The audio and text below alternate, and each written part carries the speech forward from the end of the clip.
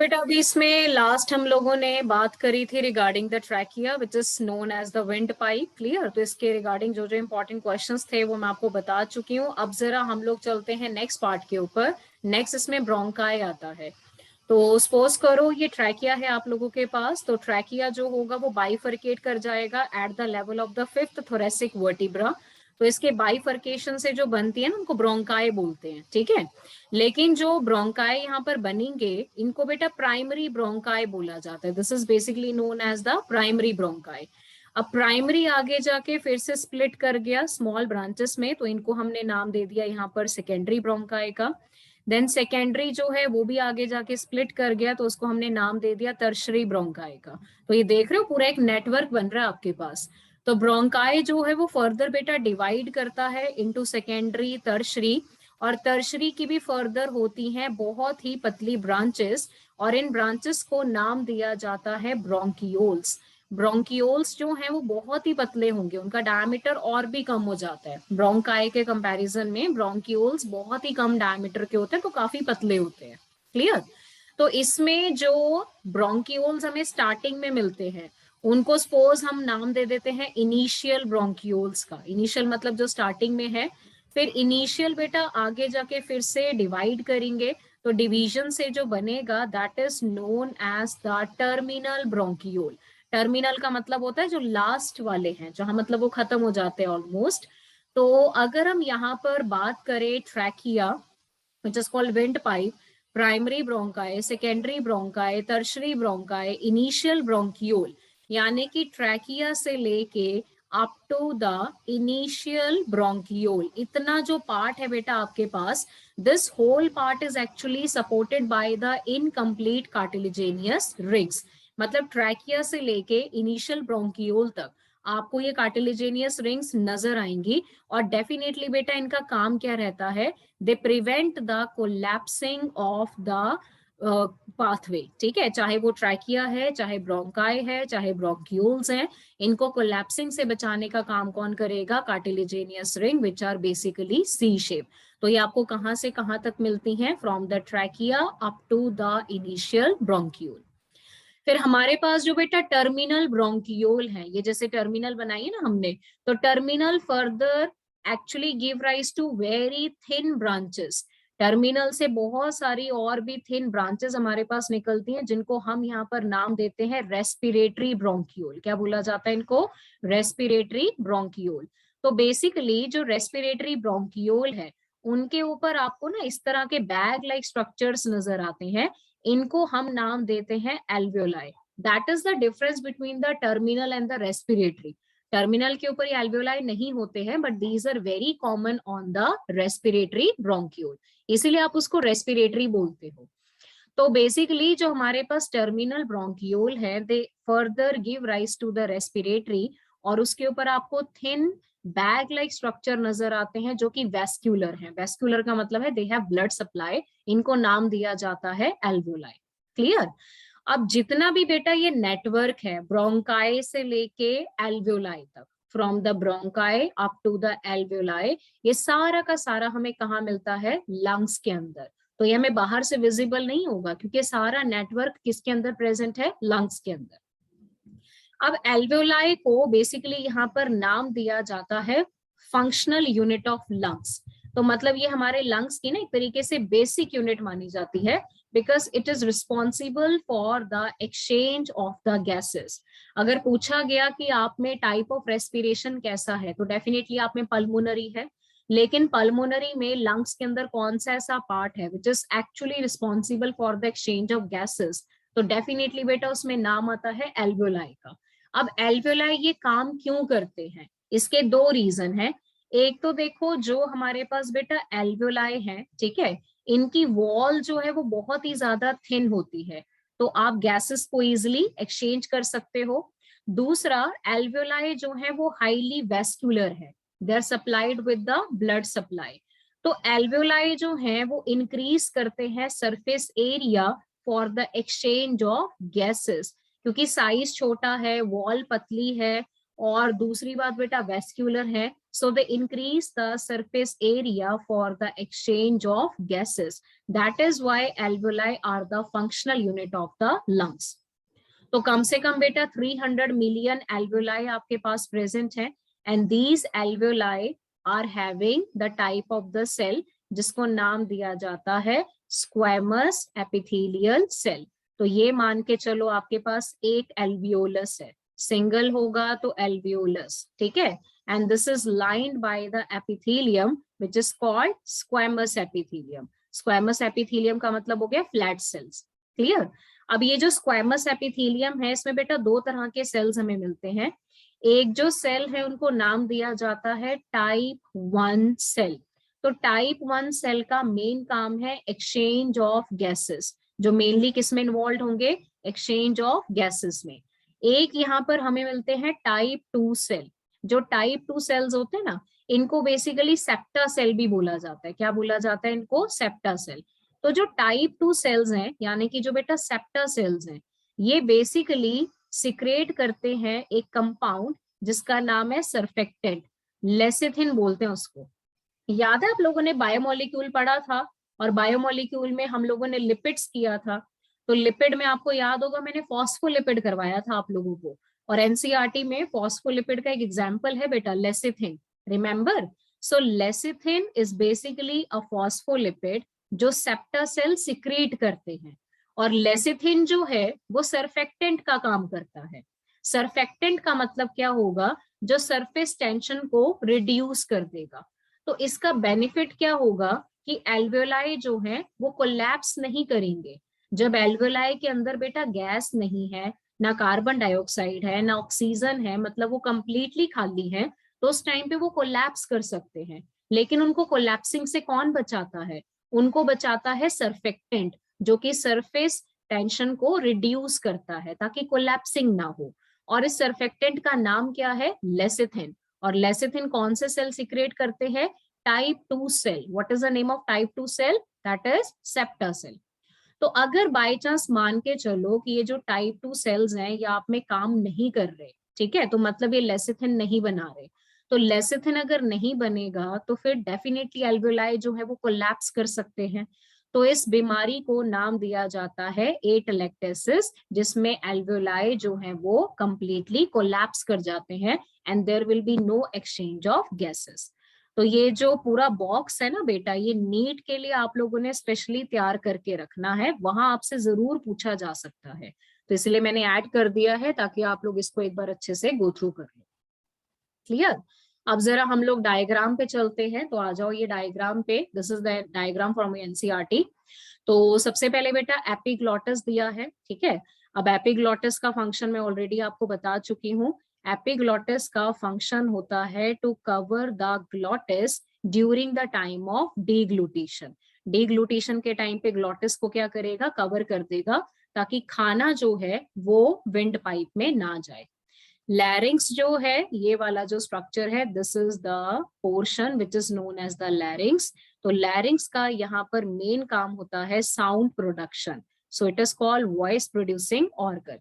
फिर उसके बाद आती है दिस लॉन्ग ट्यूब, इसको बोलते हैं ट्रैकिया। ट्रैकिया का मेनली काम होता है कंडक्ट द एयर, एयर को कंडक्ट करो लंग्स के पास, फिर उस एयर को बेटा क्लीन भी करना है, दोनों काम करता है ट्रैकिया। और ट्रैकिया की वॉल पे आपको रिंग्स नजर आती हैं which prevent the collapsing, clear. और ये रिंग्स किस कार्टिलेज की बनी होती हैं, the rings are made up of the cartilage which is called hyaline cartilage, and this hyaline cartilage prevent the collapsing of the trachea, collapsing से बचाता है ट्रैकिया को। फिर ट्रैकिया जो है बेटा, look at this point, at the level of 5th thoracic vertebra, trachea जो है वो बाइफरकेट कर गया दो ब्रांचेस में। इन बाइफरकेशन में ब्रांचेस को कलेक्टिवली नाम दिया जाता है ब्रोंकाई, एक राइट ब्रोंकाई, एक लेफ्ट ब्रोंकाई। सिंगल को आप ब्रोंकस भी बोल सकते हो, सिंगल इज ब्रोंकस, दोनों को मिला के है ब्रोंकाई।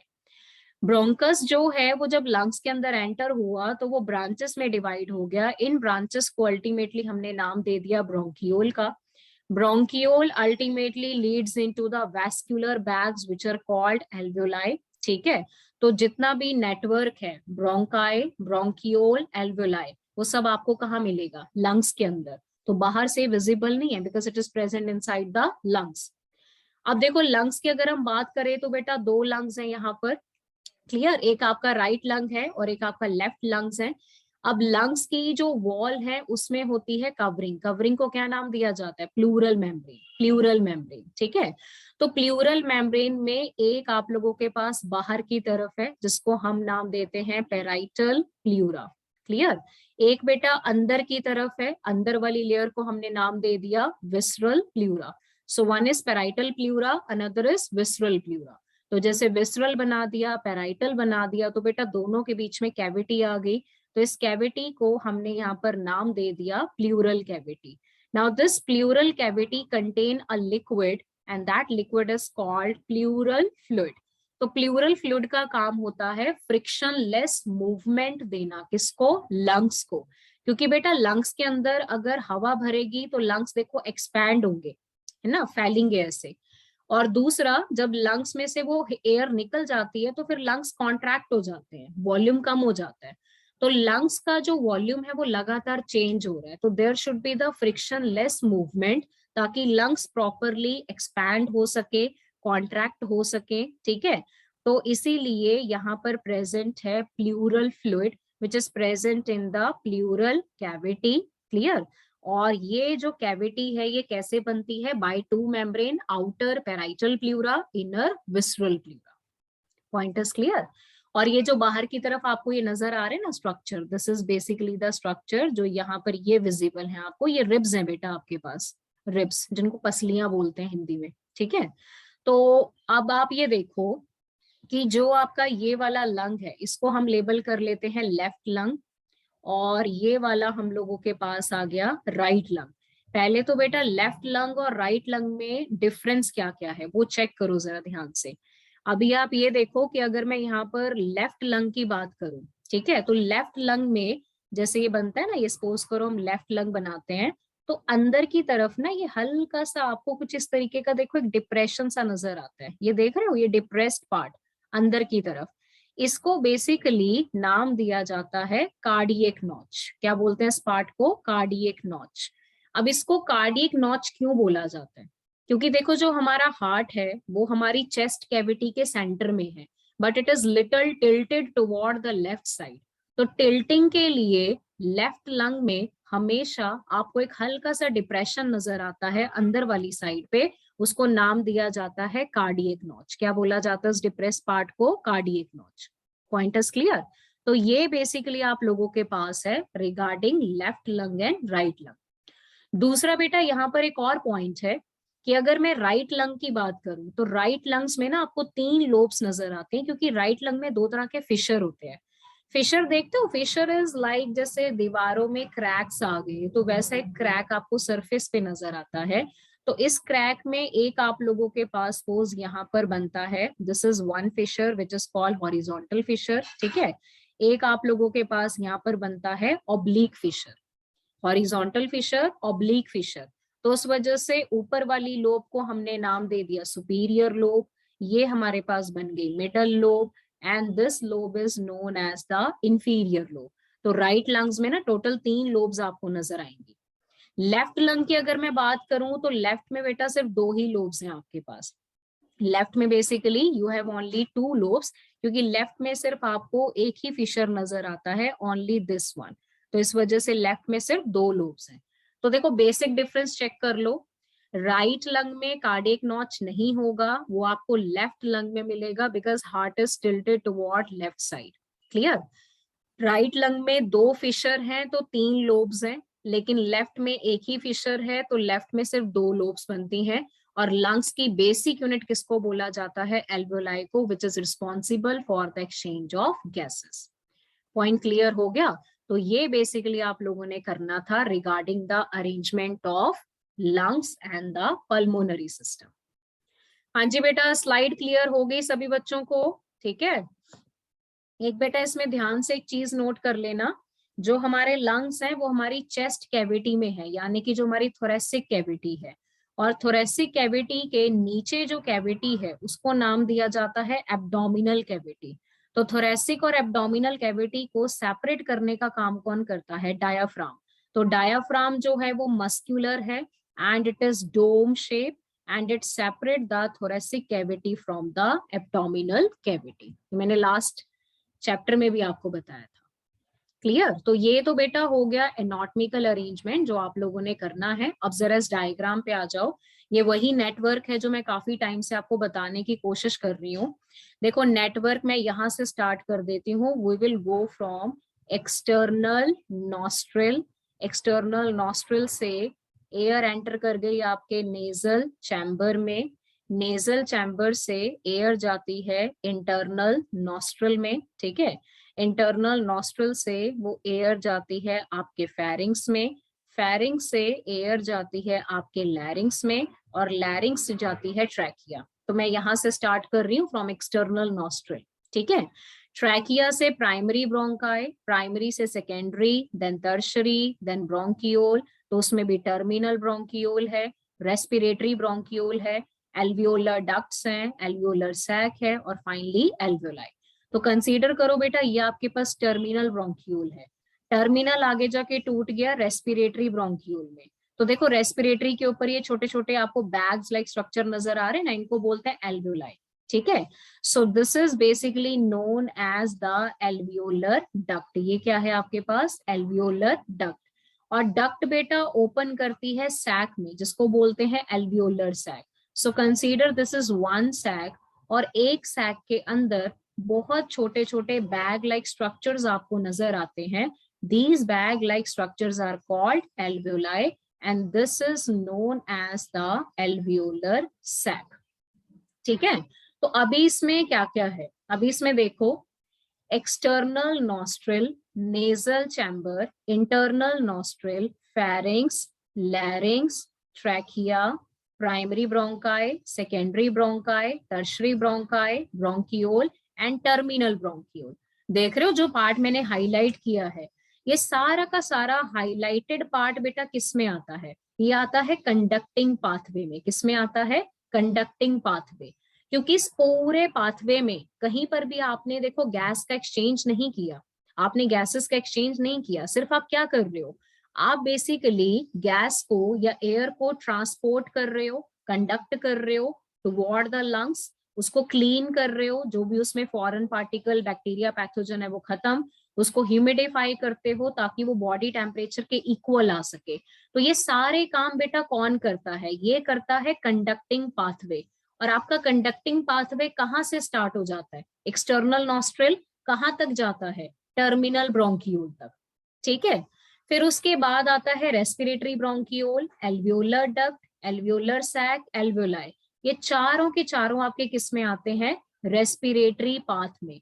तो रेस्पिरेटरी पाथ क्या करेगा? एक्सचेंज करेगा गैसेस का, that is oxygen and carbon dioxide का। तो ये पूरा का पूरा हो गया आपका रेस्पिरेटरी सिस्टम।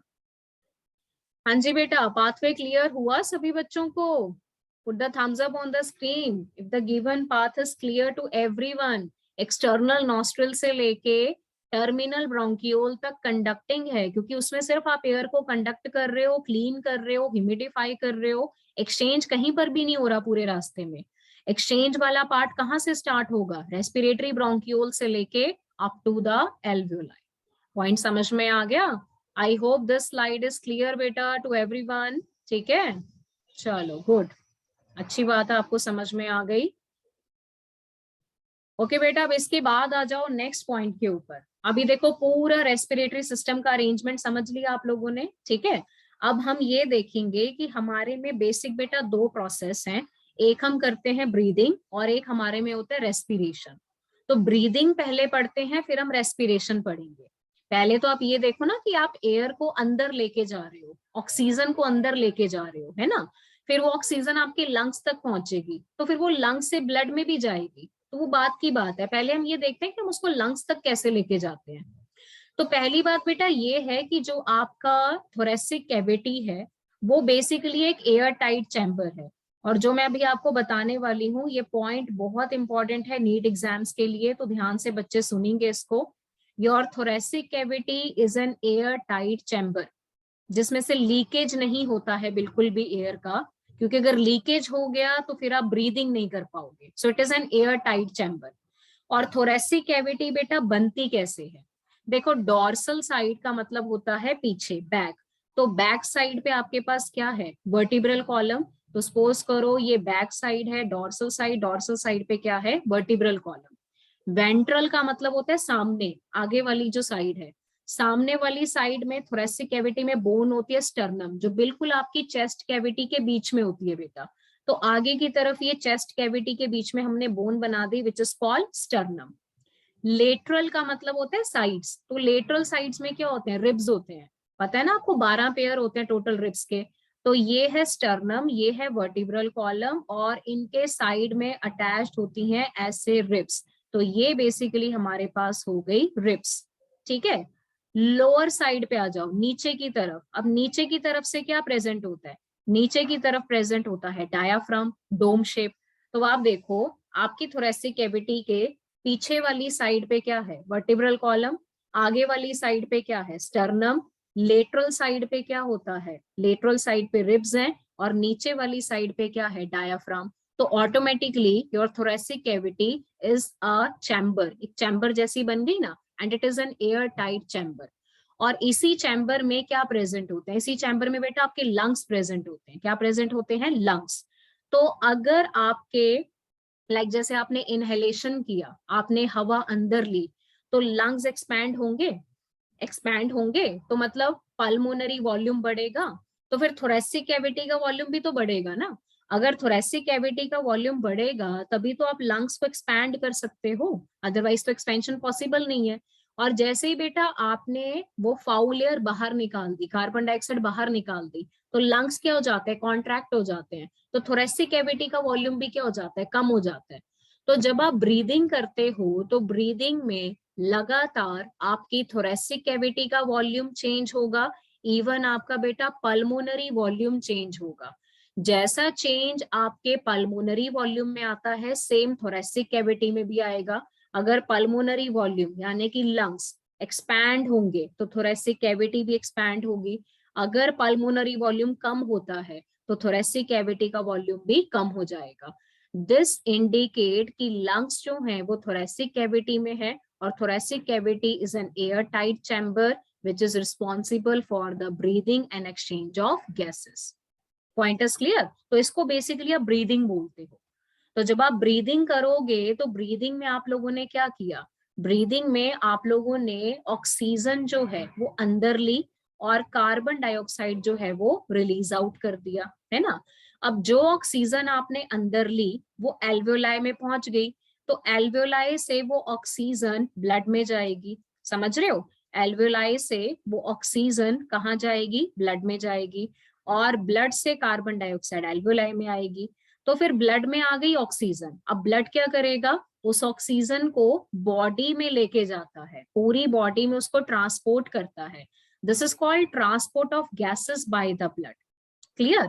जब ब्लड बेटा ऑक्सीजन लेके गया तो वो आपके बॉडी सेल के पास गया, बॉडी सेल को ऑक्सीजन दे दिया, तो ब्लड से ऑक्सीजन निकल के बॉडी में, बॉडी सेल में चला गया, और बॉडी सेल से जो कार्बन डाइऑक्साइड है वो निकल के वापस ब्लड में आ गया।